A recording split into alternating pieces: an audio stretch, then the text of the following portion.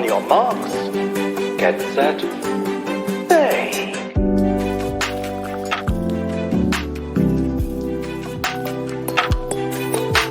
I love that.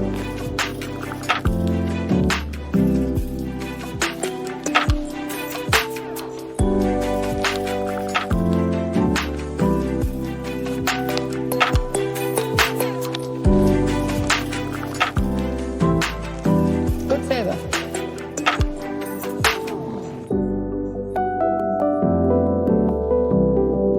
That I really like.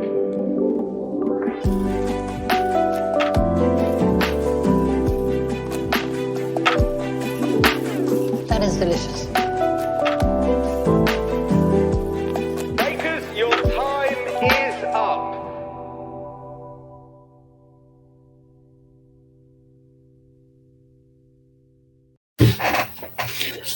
Welcome back to the tent. It's Crimpy It's a great British Bake Off podcast hosted by me, the Internet's Nick.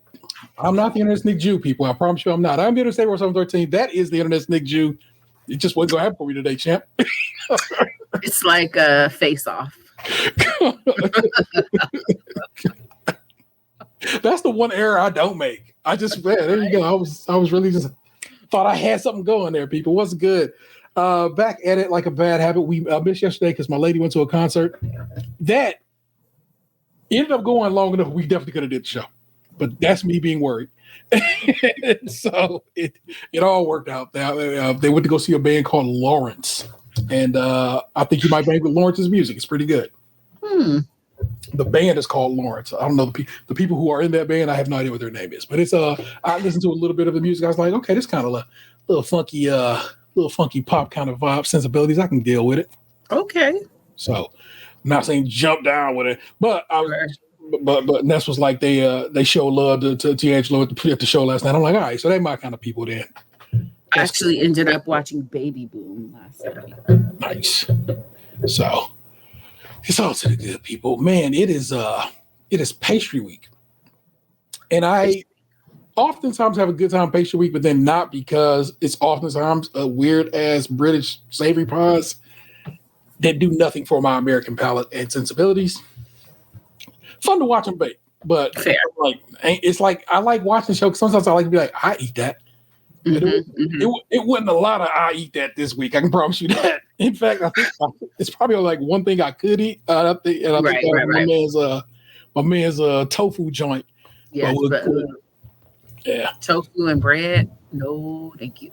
Well, I've had various tofu dogs and the like and so forth. You know, soy dogs and stuff like that. There, so it's like it works. But it's not like tofu in the hot. It's like a soy product base with a meat-like texture. Yeah. And he just used whatever he used. It was like ground. It looked ground. So I think he just that's true. They might just be throwing tofu loosely because they be just out there. When I was in the UK, I did not get a sausage roll. So I still need to have a sausage roll. So there were many of these that I wanted to smash for sure. I wonder. I was actually just talking when we were watching this episode. I was talking about this. I wonder if there are. I'm sure there are, but where are a British themed restaurant? You know what I'm saying? Because British food kind of whack. So that's probably why there's not a lot. I doubt you want to build an entire situation around it, but maybe some British classics like a sausage roll and a Scotch egg, or I guess that's UK. But you know, things like that might work over here. Well, there's a place in Northern Virginia, I think, that sells like UK stuff, and I've been meaning to go, but now that we're in like the tariff situation, I don't know how affordable things are going to be, but I imagine they've got like a deli section where I could probably pick up a sausage roll. Yeah. So eventually I'm gonna make my pilgrimage out there. I'm still roaming around the Asian markets currently. That's where your themes are at right now. Mm-hmm. I was supposed to call you Chef Nick as I introduced you this time, but hey. Oh yeah. It didn't work out. Chef Nick was chefing up some old marvelous things this night, y'all. So just know she can cook. You should probably holler at her. Only out of necessity. Like I'm just saying. Everyone in my family cooks. I have a big ass family on both sides. Most of the men do the cooking. I just started making gumbo when I left California, but now I have to say I make a really freaking good gumbo. There you go. Figured it out. Locked it down. That's what's up. The ancestors will guide you. Well, let me see. Our remaining bakers in the tent. We do have protocol. Yes. Are Aaron, Ian, Jasmine, Leslie, Natalia, Toby, and Tom. And as we tick them down, I'm like, there's a lot of dudes left in this tent. That's wild. So, again, we'll see how this all plays out when it's all said and done. I thought that y'all did an amazing job last week. Like I told you, I love hearing Box on this show. But go on. I had to come back here to I'm not going to let that Aaron slander stand. I'm going to stand up for my boy. It wasn't even slander, but I was just like, what? They don't leave Aaron alone. The man won. Let him have victory lap. I bang. That's my dude. I know, but y'all was hating. Not hate. I feel like I'm like, y'all put my man over a little too soon. That piano was gorgeous. It was, and I'm not saying it wasn't, but Let me tell you what won it for him. It was the signature challenge because Paul and Prue was like spices, seasoning, and it's not too much. And they like ate it later. Like, oh no, that's this week. Signature challenge last week, his pudding didn't quite set, but the flavors that they loved is so freaking much. Like him and Jasmine were neck and neck in that challenge, but her pudding set. That was it. But I think it was his flavors all episode that really pulled him through. Yeah. Here you go. So now you have Nick's opinion on last week's chocolate week. In case you was wondering what some of her thoughts on that situation were. Yes. Should have been here. I mean, hey, as it is, y'all. But y'all know how we gets down. We got a little news segment we do every week. It is called Bakers Make the World Go Round. We try to pull a news story from the realm of baking. Oftentimes, having something to do with the Great British Bake Off, if possible. And this week, it does. But it also comes with a little video package. So let me push play on that. Bakers make the world go round.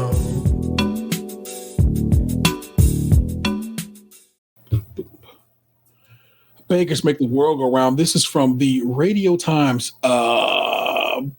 We had sent this back and forth in our Instagram group chat, and Nick reminded me of it, and I was like, "Oh yeah, there we go. That'll do. That'll do." So this is from last week. GBBO's Prue Leith reveals why she was labeled a fattist, as she and Paul Hollywood share best advice to bakers. The Great British Bake Off judge on why making the series is just being in a carry-on film. I don't know what a carry-on film is. You? No. All right. We're gonna right-click that and search Google. Carry On. Carry On is a film that came out. I don't feel like this is what she means by that. Carry On film. Carry On film. And then we're going to click slang. Wait, read that sentence again. Okay, give me a second. Let me click on it. The Great British Bake Off judges on why making the series is just like being in a carry-on film. I'm just wondering if it has something to do with their little like keep calm and carry on. Check it out. The Carry On films. This British comedy film franchise, popular from the late 50s through the 70s, is famous for its parodies, farce, humor based on cute. double entendres. A reference to the series can be a playful wink to the style of suggestive, old-fashioned comedy. Cute. Thanks, Prue. You put me on some new British slang. Mm-hmm. Laura Rutkowski is on the byline here. This article first appeared in the Radio Times magazine, just in case you were wondering. When RT meets the Great British Bake Off judges Paul Hollywood 59 and Prue Leith 85 at the famous White Tent in Berkshire Wellfoot Park, we shake hands. This technically means that I've had a coveted Hollywood handshake, although Paul is quick to point out that he also gives that to builders and my dentist. Oh, Paul Hollywood. Bake Off has been running for 16 series. Has what you looked for in a baker changed in that time? Prue Leith. I vacillate. I never really know whether I'm after massive, innovative, or really classic, traditional good baking. It's so exciting when the baker comes up with something you've never eaten before, or a combination of flavors that is combination of flavors that is. That's not how American English works. That is really imaginative. I would think that flavors are, right? Yeah. Okay. You got it, Dane. Then somebody bakes a good old favorite that you absolutely love, like rhubarb crumble, and it's so wonderful because it's homely. They say homely instead of homey, y'all. Real and familiar. Paul Hollywood. One of the things we've had a lot this series is overcomplicating a recipe with too many flavors. You need a hero flavor and a couple to back it up. And a couple. Okay. So one flavor to come through and a couple just to have a little get a little zing. I hear you, Paul Hollywood, or read you as it were. He said that in the lead this up week. Yeah. The innovation this year has really surprised, impressed, and disappointed me at the same time. What cake should someone bake to win you over? Prue, one that has lots of ground almonds in it. We had a really good polenta cake this series that was gluten free. Mind you, I have not seen them make a polenta cake. So guess what? They done spoil something for me. Right. Paul, any cake with cream and fruit. Paul, you're very British. What advice would you give to someone coming onto the show? Ignore Noel and Allison when they try to make conversation. Hollywood said that. Prue, sometimes the bakers long for them to go away because they're against the clock and want to get on with it. Oh my God. Do you ever disagree while judging? Prue, the discussion in Cake Corner, where they talk about the bakers, is more to inform and remind the audience, because Paul and I could do it in 2 seconds. Damn. The audience often says I'm kind and Paul's horrible. But if you look at our scores out of 10, we're never more than 1 point apart. I think I've given 110 in 9 years. I can't remember to who, though. I used to say it's not worth the calories. That is my absolute judgment about any baking, because it's full of fat and sugar. So do I really want to eat this? Am I prepared to get fat? I don't say it now because lots of people said they felt judged for liking cake. They thought I was being fattest. I think we would call that fat phobic in America. Indeed. Paul, I've never given a 10, only a 9.5. A handshake is very close to a 10. These are amateur bakers, but if they get a handshake from me, it means it's very professional. One more from Prue, and we'll leave it out here. There's more to be had on the article will be in your show notes. Prue, he will say, this year or this week, I'm not giving any handshakes, and then the hand will come out because the bake will be so good he can't resist. Lots say I should have a Prue pat. Fully agree. I love that. Yeah, Prue do need a little something to also share in the tent. So I can sign off on that as well. The Prue pat. Yeah, love that. Yeah. That was your Bakers Make the World Go Round, people. I hope you enjoyed it. And again, like I said, it is to be had in the show notes if you want to read the rest of it. I think I need to read the rest of it. It's a good deal. Lots of fun. My man JR, the Otter Bear, in the chat, I guess I can just throw up on the screen, was talking about the Carry On movies and said the movies are totally ridiculous and silly, kind of like Airplane or Naked Gun. Oh, cute. Yeah, so that's what's up with there. Huh. Man, had I saw you in the chat before that, I wouldn't have went digging for the answer. I'm sorry. It's hard for me to keep eye on the chat and do the rest of this. Worry. And I was looking at something else, or else I would have seen you. Our dad. All to the good. Nick, let's get it started. Yes, the signature challenge is a savory pastry plat. The judges are looking for a crisp, flaky, laminated pastry with a beautiful, delicious, savory filling inside. Pastry should be shaped to form a plat design, and they have 2.5 hours.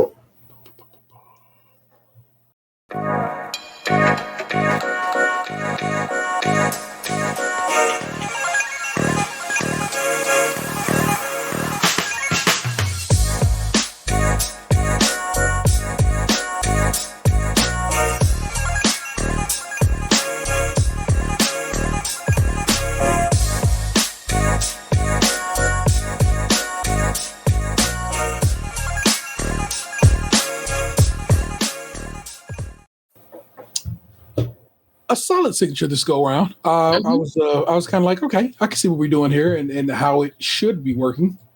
But let's run it down the line here.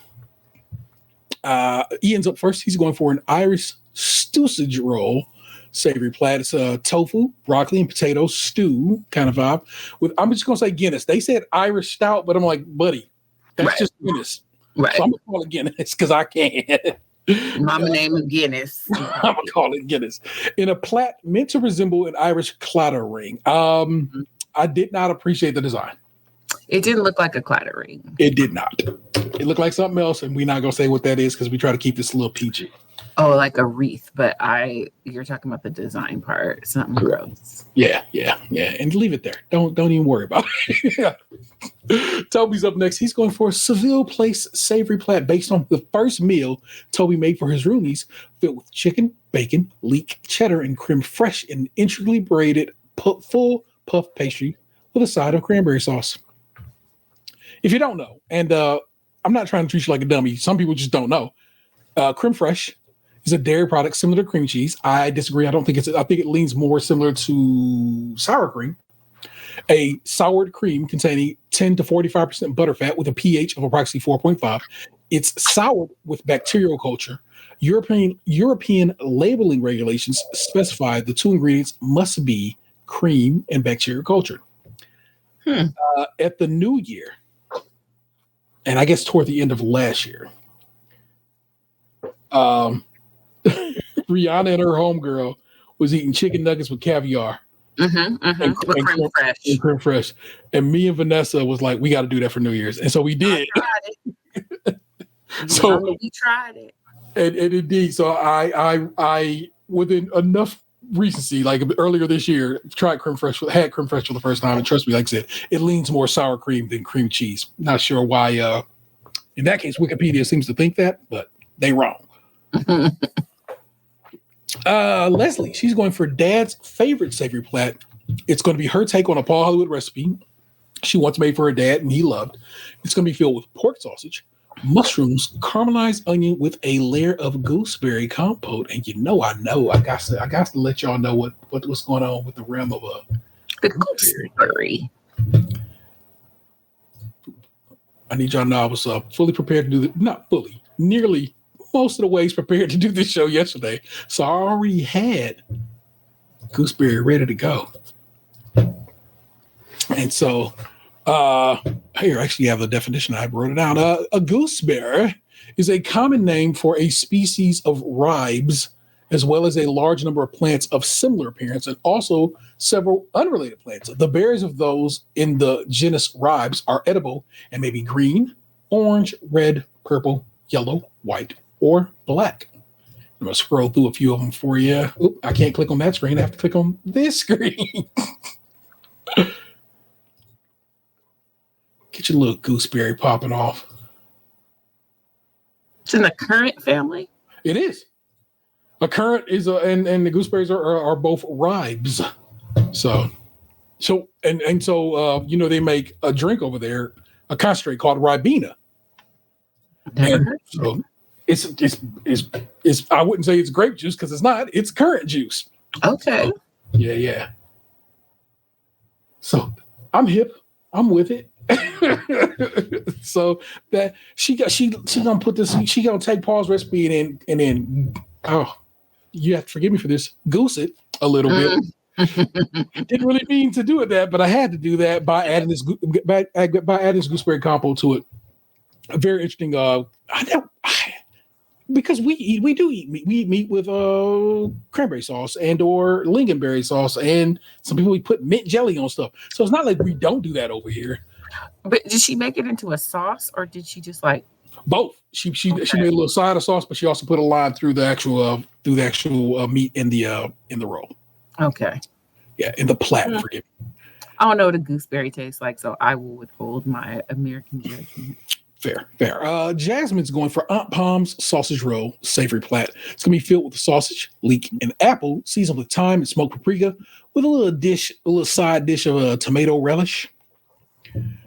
Tom is going for a Hong Kong sausage roll plat. Inspired by his time in Hong Kong, Tom's plat will be a red pastry filled with minced pork, chili crisp, fermented soy, and all of this put together, in a braid that's made to resemble a dragon's tail, alongside a little smashed cucumber salad that got no mention or play At all.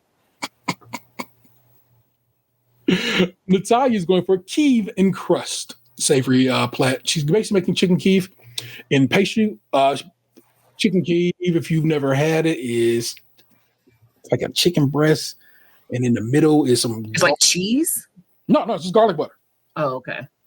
And then it's like a chicken croquette, if you will. You know what I'm saying? Okay. So it's just like it's breaded and fried and so forth. But she's doing her little vibe of that in a platform. And so this has a line of asparagus and garlic butter in the middle. It's herb chicken thighs, smoked bacon, leeks, and garlic. And again, like I said, garlic butter. Okay. Aaron is going for a Jamaican beef patty saver plat. It's going to be filled with an allspice and Jamaican curry and Scotch bonnet chili seasoned beef with a side of a pineapple Scotch bonnet jam. Put it in my mouth. Again, I can't eat it, but Vanessa goes up for a Jamaican beef patty, so she could. So respect it. Mm-hmm. Mm-hmm. Let's judge their output. Leslie's up first. Love the look. Gorgeous color, good structure. Paul enjoys it and finds the interior lovely. Would have liked a thicker pastry as it would have made for a more flake, but that's the only complaint. For Prue, the gooseberry layer is a little bit of genius as it lifts the whole thing up, thus one-upping Paul's own recipe. Mm-hmm. And of course, they zoom in on Paul. And he got a look on his face like, this bitch. Talking reckless about my bakes, but it's cool. Tom's up next. They love the color. The design is good. The plat has torn a bit as they were basically pulled too tight, which they explained as people were making things. They're like, if you pull it too tight, it's going to tear. It's going to tear as it bakes. Like one ridge. Yeah, for sure. The flavor's lovely and the texture is good. Paul likes the flavor and likes the spice levels and seasoning. What he doesn't like is the pastry, as it's underbaked. There is some lamination, but it lost itself to the moisture of the filling. So probably one of the tightest is not the wrong way I want to word that. Critical, the most critical they've been of a bake of Tom's so far. Except for one of his showstoppers too, they didn't love so much. Yeah. Jasmine, very beautiful to look at. Love the bake on, as you can see the lamination. It's all, if Prue says, if all sausage rolls taste like that, I would eat more sausage rolls. Ooh. Paul likes the balance of flavors and the spice level is on point. Prue gets down with it so much that she says she can't stop eating it. Mm-hmm, mm-hmm. That's what's up. But also, they did want to eat Aaron's for lunch. No. We'll get there. We'll get there. They said every challenge. Natalia, they like the look of it. The braid could have been neater and the color stronger. The pastry has good flavor, but it's underbaked, and that's because of the amount of liquid that is in it. Because of course, she makes this chickeny meaty situation, right? Boom, that's got its own moisture. But then, of course, there's an entire line of both asparagus, which has its own wetness, and garlic butter, which has its own level of moisture. Yeah. And so Paul explains that you basically need to overbake it to correct for the additional fat that the garlic butter layers bring into the production. And all the water coming out of the veg. Yep. But Prue's like, hey, I get down with that. Chicken Kiev is that's the best chicken Kiev she's ever had. I'm like, okay, I hear you. Toby, it's got some lamination. So what we did, well, of course, I will explain to you, is if for some dumb reason, dumb is too strong, but not a wise decision. Toby was like, I'm gonna go for a full puff pastry, and everybody else is doing a rough puff. Right. And because it's a full puff, Paul looks at it and says, that should be twice as big. Especially all that work was for naught. It lost the definition of the plat totally, which is why, because if you saw how intricate the braids was on this, basically he had little, okay. So he has this thing laid out, right? And it's a regular, like what is a braid. And then it's a braid up. Take one of those, cut it up tight, small, and then braid that back. Braid it again. So braid. It's like it look. I'm like, if that bakes up like nicely, it's gonna be great. And be a winner. And it didn't. Yeah. As for the flavor, this is one that I think this might be one of the most hurtful things I've ever heard Paul say. He said, "I don't want much of it," or something. I was like, "Oh my god!"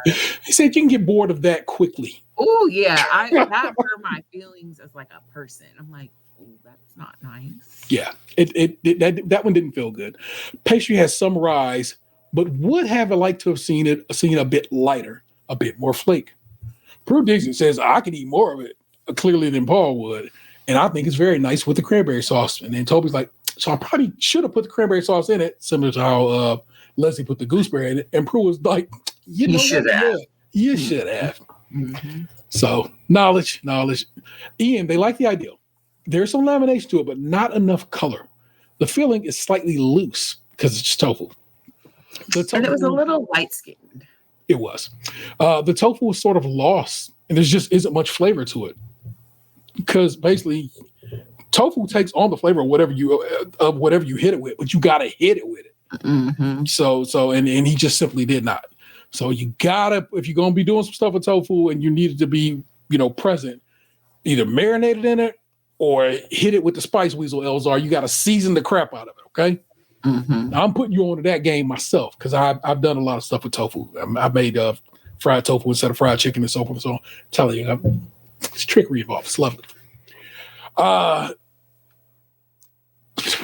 Tofu was sort of lost in there. There's much flavor to it. It needed more of a punch to make it work. Allison thinks it's absolutely delicious with lovely lamination.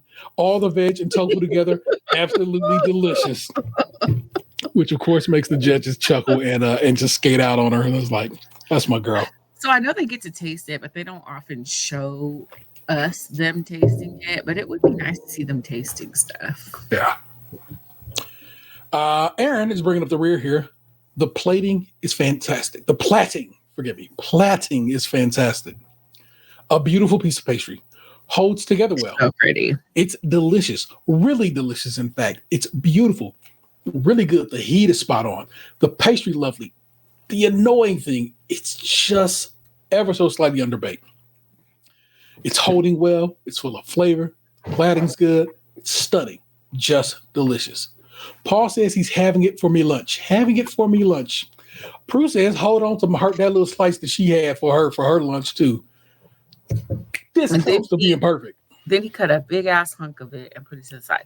Here's my thing about the slightly underbaked comment. I feel like that is less of a technical issue and more of a preference issue because it happened with 2 or 3 other bakers too, where he would say something like, I think it's slightly underbaked, and Prue is like, I love it. I think it's perfect. To me, if my shit is like doughy and looking transparent, then we could talk about it being underbaked. But if it's just slightly under for your preference, I feel like that's something you should say, not like this is a fault on you as a baker. More so, this is my preference as a eater. Said the same thing last week about Aaron's custard.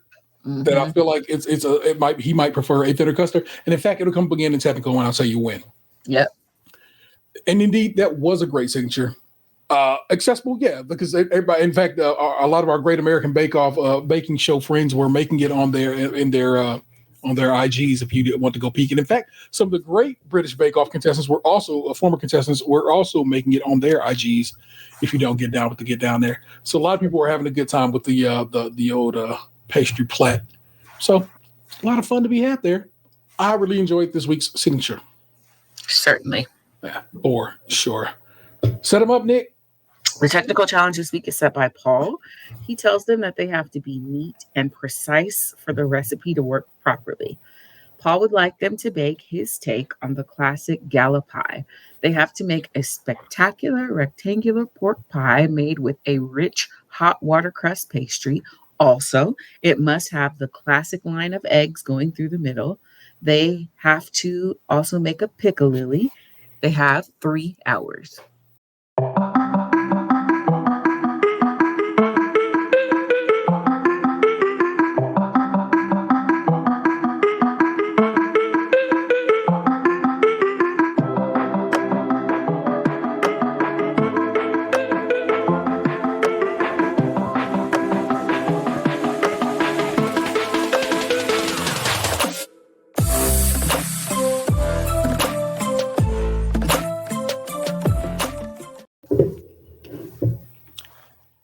years ago, going through somebody's cookbook, I saw a meatloaf with a line of boiled eggs through it.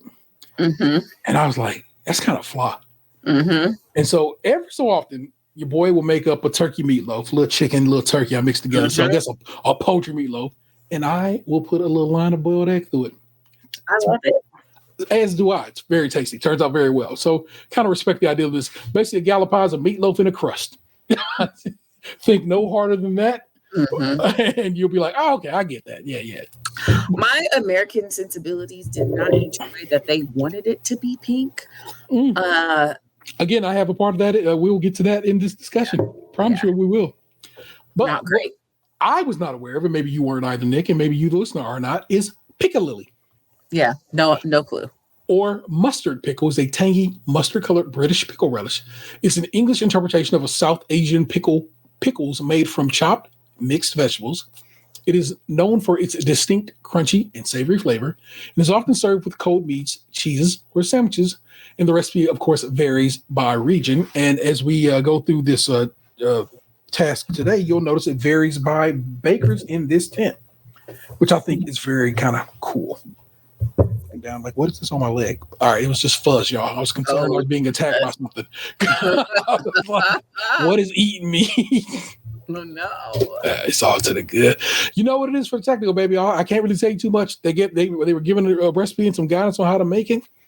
The judges really wanted a grip of leaves on top. No, Paul. I don't feel Prue would have gave two stinks about how many leaves is on top of this pie. But Paul was like, I wanted a dang forest worth of leaves on this thing. And I was like, chill, baby.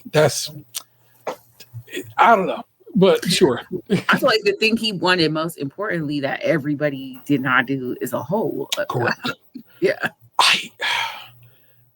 How you don't know that? I feel like if you've been watching this show, especially if you're somebody who wants to be on this show and have been watching this show, you know you got to get a hole for the steam to get out of. I don't. It's not so much rushed. It's just probably the intensity of getting this task done. Yeah. So it's okay. If you've ever had Appalachian Chow Chow, that's a lot like a pickle. I ain't hip to Appalachian Chow Chow, but I will look into it. I'm always down for finding out some new things. I feel like I've had Chow Chow in Louisiana. I've seen it in a jar in like a store, or maybe in Florida. I don't know where I was. I like piccalilli as a turn of phrase. Mm-hmm. It's just, I don't know, it's nice. Yeah. So let's judge their output. Aaron's up first. Not too good, brother. It's underbaked. No hole to release the steam. So there's not enough leaf decorations, but it's a very thin pastry. The eggs are right down the middle, which is good. The filling is overcooked. It has a nice flavor. The piccalilli pieces are a bit big, but good sharp vinegar flavor. I like that filling was cooked just right. Yeah, I got that down here. Ian's up next. It's as if two different people have crimped it. One on one side, one on the other. It has the required hole, but would have liked more leaves. The eggs look good. The pastry is delicious, nice and thin. The bacon comes through nice, and the piccalilli looks nice and small, and it's quite sweet. As it turns out, which I guess we could have taken from his signature where he made stuff with tofu, Ian doesn't eat meat and doesn't work with meat. And this is the first time he ever had to work with meat. And he was looking at it like, yeah, that's gross. And I'm like, you're right. It is gross. Very much so. But shout out to him, Oh, yeah. Because I like you're gonna have to. I like a G who can just suck it up and get it in. Like I'm all right. That's what is asked of me, and let me go ahead and do what I got to do. Leslie, they like the look of this one. Well baked, but no hole means it's full of liquid. The pastry's lovely, neatly done. The eggs in the middle could do with more seasoning. The piccalillis are all different, but they're all quite delicious, is what Prue states after eating Leslie's piccalilli. Tom, bit of a mess. Lots of liquid spilling out. Pastry a bit thick. Good flavor on the meat as you get the pork and the bacon. Jasmine, crimping not bad. Pastry's robust. Has several holes. The egg is in the middle. Nice flavor. In fact, It's lovely. Natalia, they like it. Though the leaves are small. Because Natalia the only one who put all the leaves on this, and I thought it looked nice. But because there is no holes in it, it means the steam is going straight into the pastry, so it's quite soggy inside and out. Toby, a bit sporadic with the leaves. There is a wee hole at the top. It looks lovely, but the pastry is quite thick and has gone real soggy, quite salty, and the bacon is really forward, delicious and crunchy with small, noticeable pieces. So that's what's right and wrong. Here's what I have in my note. Upon rewatch, I'm unsure Aaron should have come in as low as he did. I 1000% agree. It seems like they wanted some wet pig meat, and Aaron had the good sense to cook that swine through. Cause just cause. Also, like they complimented his pastry. And the thing that I always say when it comes to these technical challenges, it is pastry week. It's not pork egg week. It is not. It's the pastry, which was a thin. It was a good pastry, and I just don't feel like it should have put him in last place. Probably would have put him where Natalia was at 5th, in the middle. Yes, yeah. Easy as that. Here's her ranking. Aaron came in 7th. Paul just was like, the pastry was thin. That was it. Tom came in 6th. This is the second time Tom done came in. One time he came in last. So the second time he has come in toward the bottom of the pack in technicals. He's very bad at technicals. It will get him one day. Yeah. Didn't look so good. Pastry was thick, but it tasted good. In 5th is Natalia. In 4th is Toby.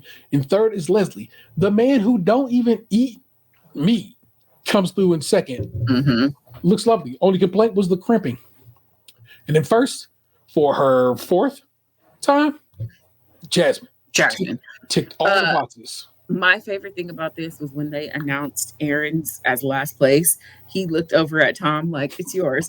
That shit was so funny to me. I screamed because they have the funnest relationship. And they are ribbing each other, whatever. He looked like, girl, you're not going to claim your.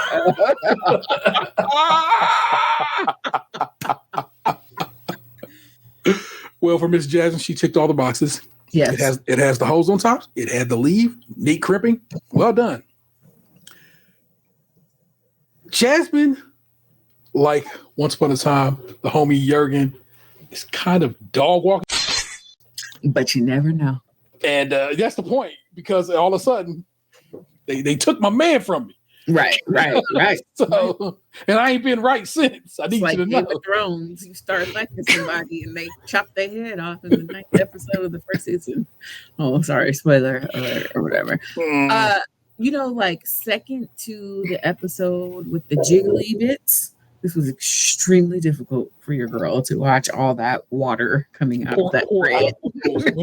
when they did not put the hole in it. Ooh, all that wet bread.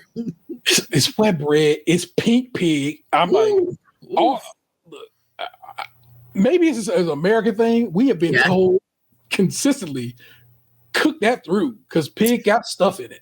Well, the reason it's pink is because they're steaming it. And it's why I don't like smoked meat. Because I know the meat is cooked, but it's pink. Yeah. No pink meat. Levels to that. Yes.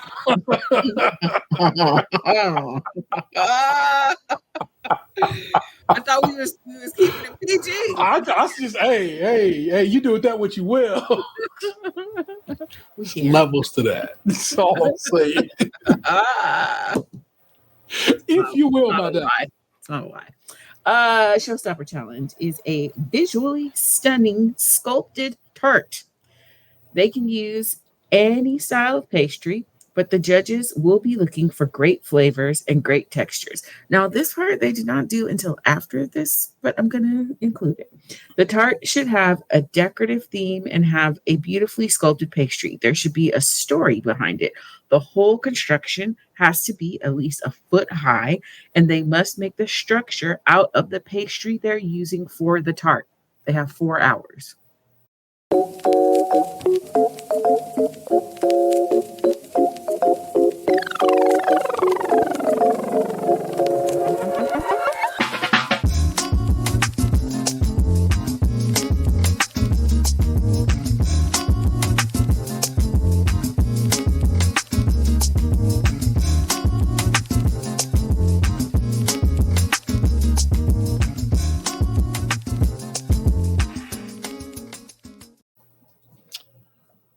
Oh, goodness gracious. Nick Jew, were you showstop this week?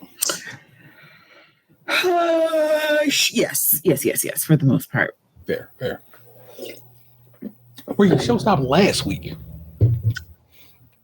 Chocolate week? Yeah. Is that the week that they had stuff like pouring down things? Yeah, it was when he did the fondue situation. Yeah. It's lovely. Good stuff. I really appreciated Natalia's Mount Vesuvius. Box was bothered by it. I was kind of with him because it was not just Mount Vesuvius. It was the last day at Pompeii. Yeah. It's very specific. Yeah. With people like half burnt up by lava on the beach. It was quite upsetting. It was masterful, but it was upsetting. There you go. Tom's up top here. He's going for man, I had the pronunciation, y'all, and it's gone.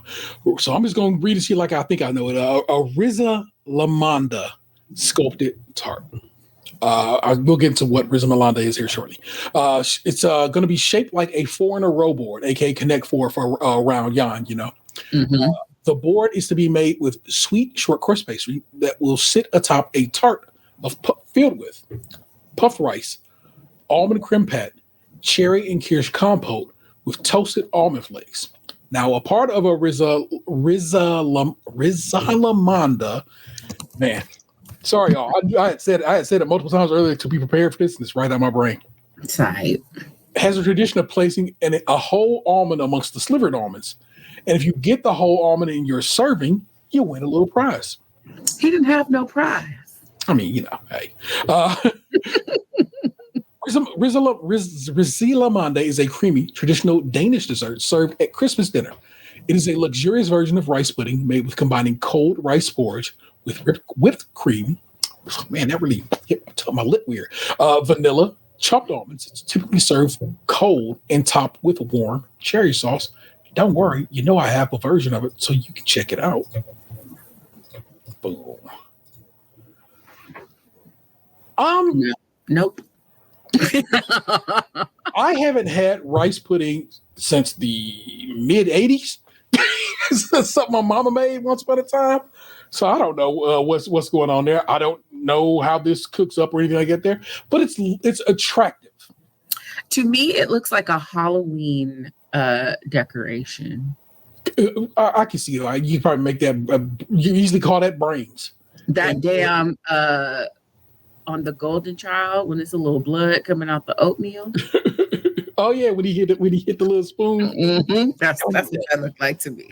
Man, Golden Child is a pull, y'all. Y'all gotta know that's a deep cut. So I know ball.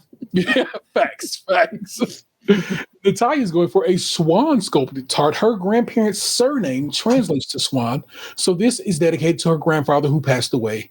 It's a tart of raspberry jelly. Let's remember, jelly over yarn is jello. Okay. Mm. Pistachio praline, or praline as they say. I like praline better. I don't know. Yeah.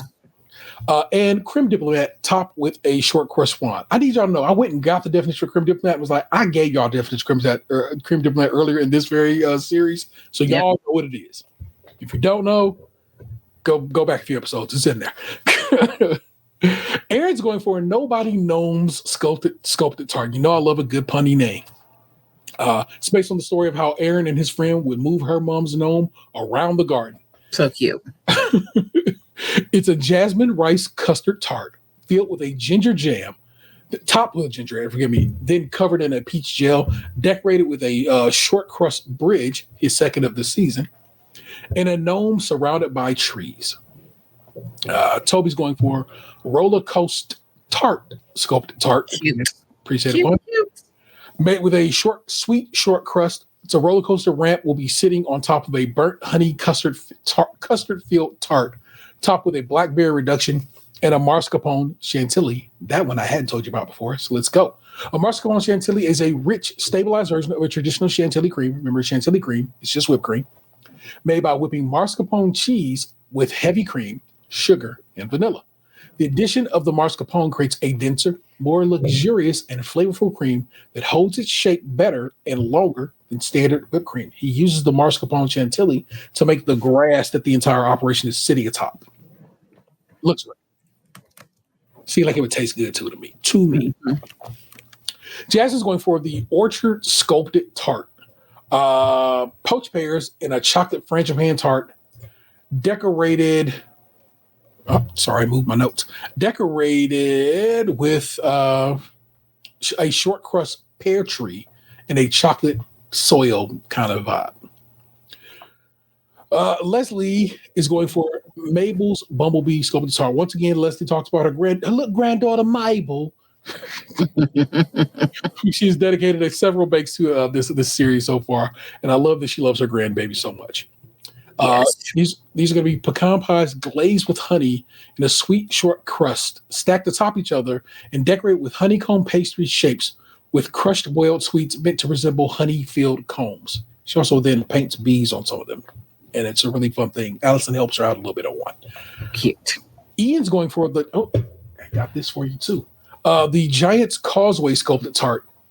It's a sweet, short crust tart filled with pecan, walnut, and whiskey and topped with whiskey chantilly cream, decorated with Giant's tossing pastry boulders. I wanted you guys to see the Giant's Causeway because I was like, what is he doing? And then as soon as I saw this picture, I was like, oh, that's kind of dope.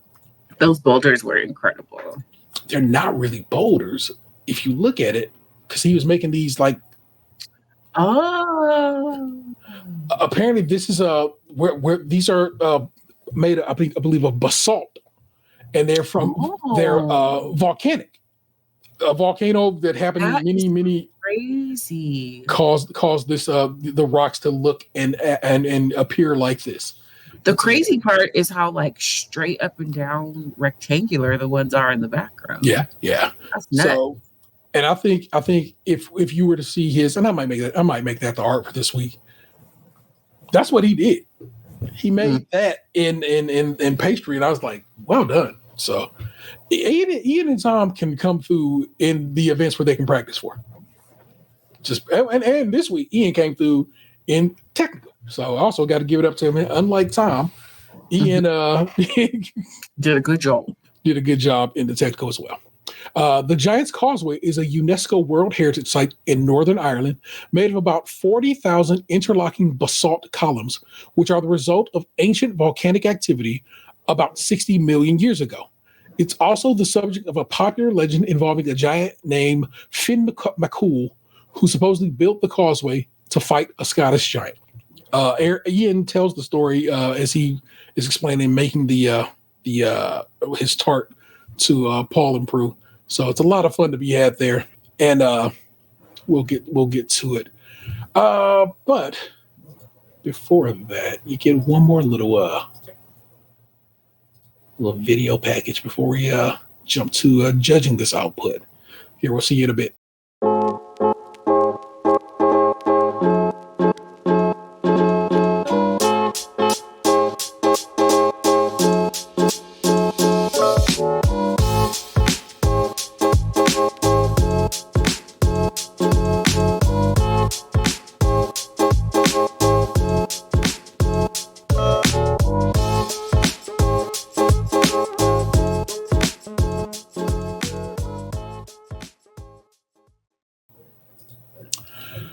Tom's up top. They like the design. They think it's clever. Prue likes how structurally sound it is, and how the bake itself, as there is nothing nicer than fruit, custard, and a nice pastry. Paul really likes it. He enjoys the tartness from the cherries and how well it works with the custard, and the almonds work well with it and kind of lifts the whole thing up. And so you just want more of it. You gotta see it to understand it.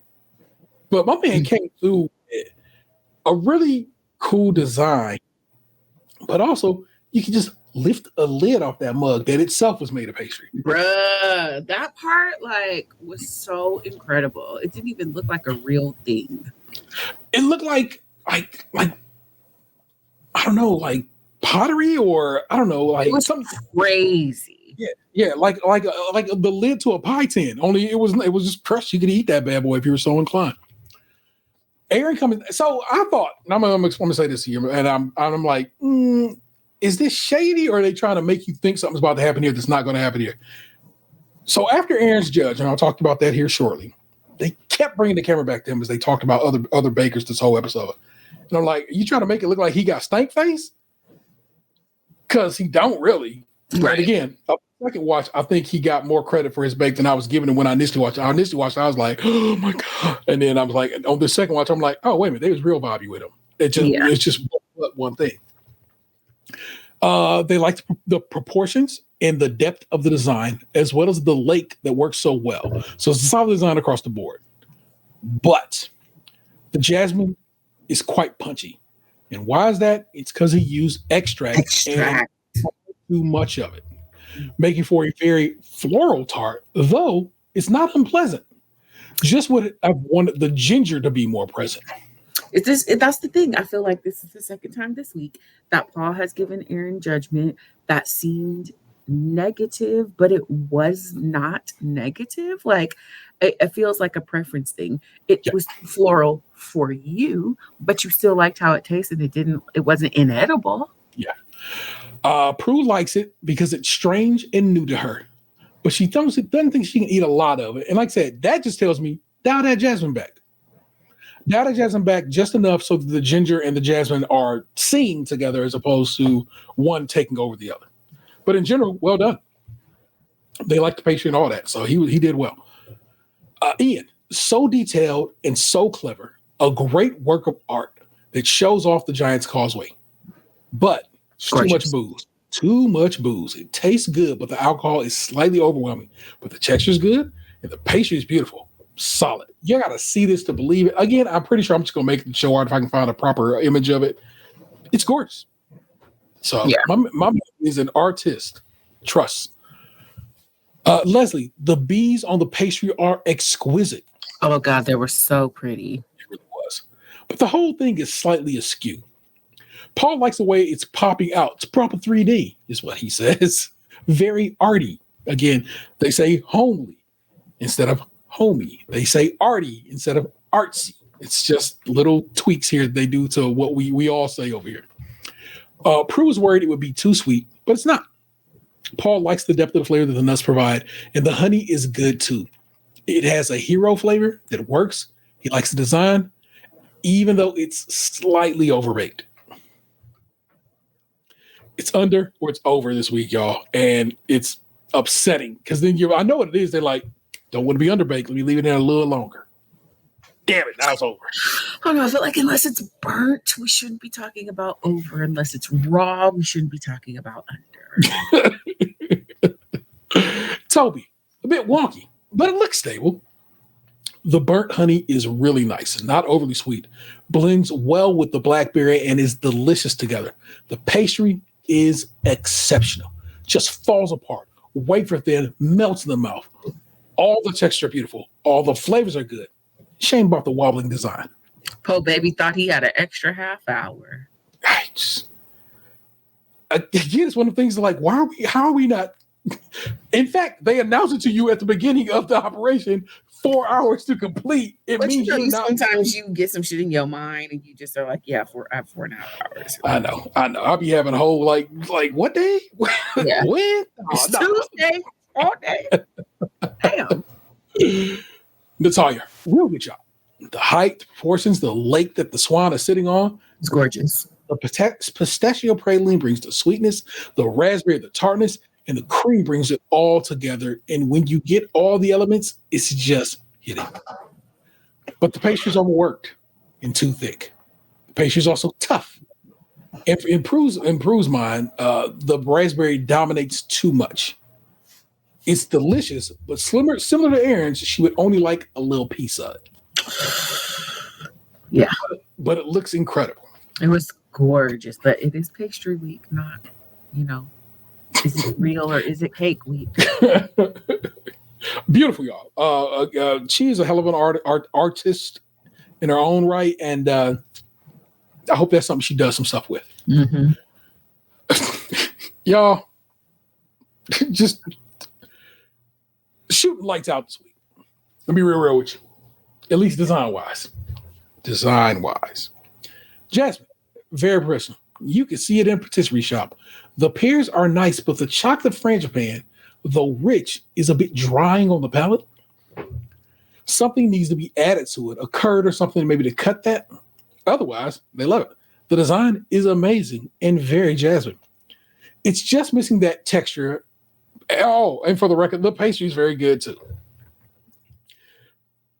I thought it was kind of plain. Oh my God. I was like, this is insane how she whipped that up. It was a little simple. But then on second view, I was like, it is immaculate. Though. Yeah. Like when they do that little close up, you're like, that shit look like wood. Yeah. Like, damn, girl, you wild. No, my first viewing, I was like, and then I watched it again. I was like, oh no, it's immaculate. Yeah. I gotta kind of respect it. Meaning your star baker for the third time this series is Jasmine. I think it probably should have been Leslie, but that's just me.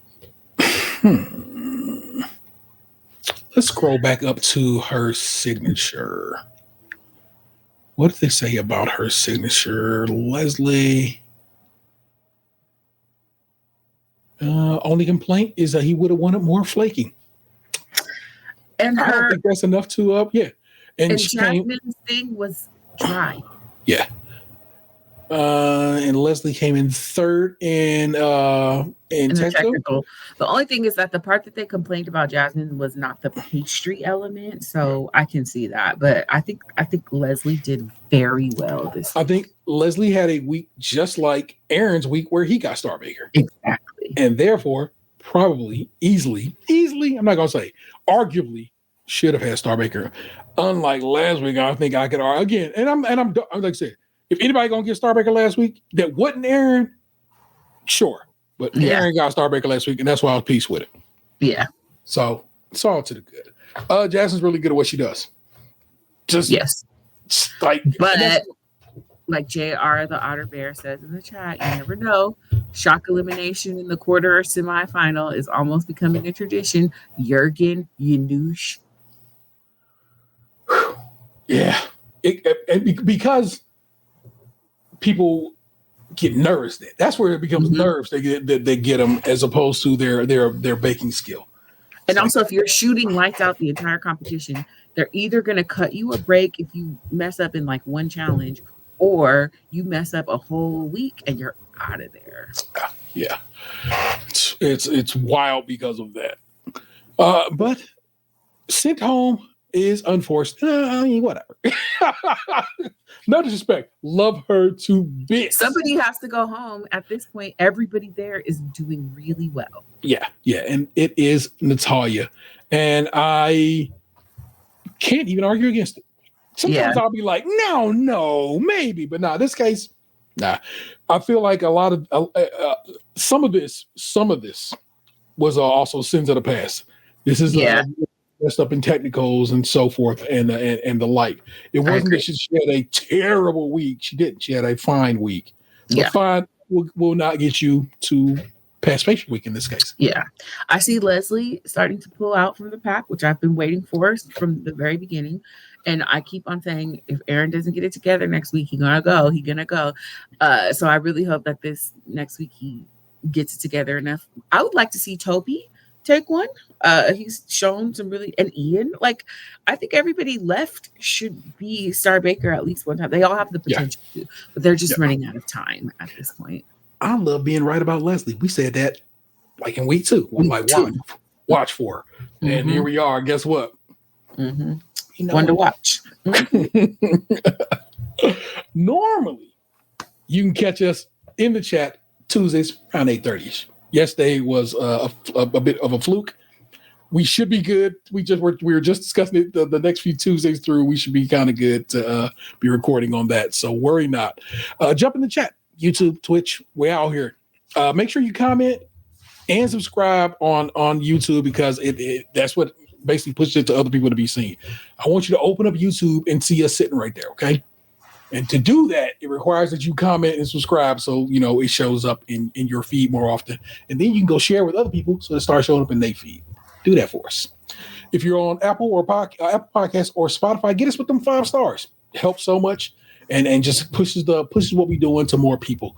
If you are so inclined, message us at podcast@stagefriendshipbook.com or call, text, or leave us a voicemail at 216-264-6311. That's 216-264-6311. We certainly love to hear from you. And you know we have the homeboy Frank in the building, or in the email, as it were, sharing his thoughts on Pastry Week, season 16.